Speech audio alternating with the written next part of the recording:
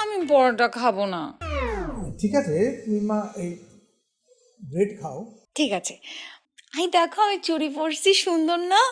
কালকেরটা এখনো খুলতে ইচ্ছে করছে না। কি আম্মু খাচ্ছ না কেন? আব্বু খাও। তোমরা কেন এখনো বসে আছো? খাও। অরণি, তোমার শাড়ি পরতে ভালো লাগে না না মা?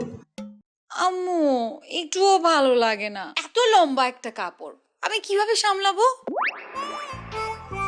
আমরা তো বাঙালি মধ্যবিত্ত ফ্যামিলি না, আমাদের পরিবারের মেয়ে বউ এদেরকে শাড়ি কামিজেই বেশি মানে।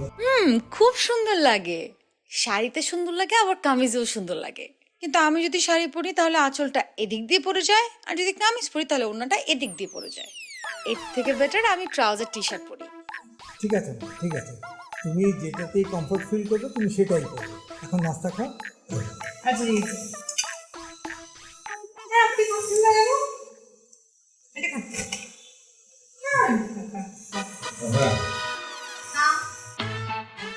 আর কি খাবেন?